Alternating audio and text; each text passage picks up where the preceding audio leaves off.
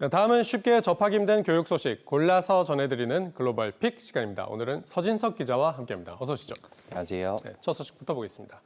12세, 15세도 코로나 백신 승인 임박. 자, 지금은 16세 이상만 맞고 있는 백신. 이렇게 되면 중학생도 맞을 수 있게 되는 겁니까?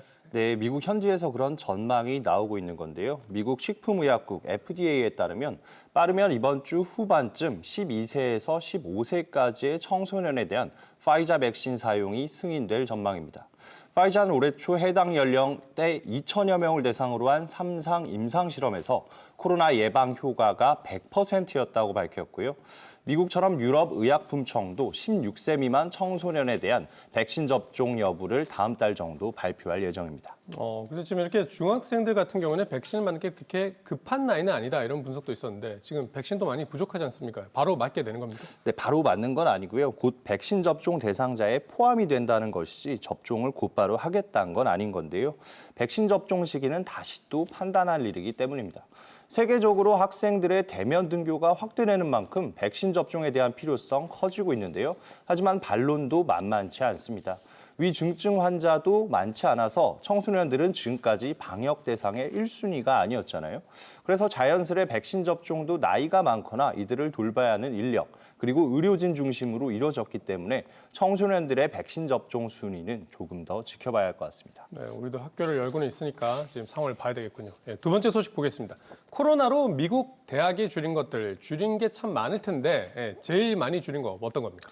네, 코로나로 경제가 힘들어지자 대학에 주던 보조금도 줄고 주머니 사정이 힘든 대학생들 휴학하는 건 세계적인 추세잖아요. 그래서 적자 위기에 처한 대학들이 선택한 건 교수의 숫자를 줄이는 거였습니다. 미국 대학교수협회가 조사해봤더니요. 올해 풀타임으로 일하는 교수 수가 작년에 비해 3분의 1 정도 줄었습니다. 결국 교수 한 명이 담당하는 강의 수 대폭 늘었고요. 대학교수협회장 와그너 교수는 학생들이 받는 교육의 질이 떨어질 뿐 아니라 졸업률에까지도 악영향을 끼칠 수 있다고 우려했습니다. 네, 지금 벌써 부작용이 나오는 것 같은데 이러면은 또 더 힘들어지는 데도 생긴단 말이죠. 네, 그렇습니다. 주립대는 저소득층 학생이나 장애를 가진 학생이 많아 수업 외적인 부분에서 지원이 많이 필요한데요. 하지만 앞서 말씀드린 것처럼 교수들에게 도움을 기대하긴 어렵습니다. 이렇게 교수를 줄이고 담당 과목 수를 늘리는 상황인데 사실 그 효과는 명확치 않은데요. 한 대학에서 이렇게 교수를 줄여서 아낀 돈 25만 달러였는데 전체 예산과 비교하면 0.07%에 불과했습니다. 네, 그렇게 많은 비용도 아끼지는 못한 것 같은데 알겠습니다. 예, 저녁에 좀 더 자세한 소식 전해주십시오. 선재 기자 수고했습니다.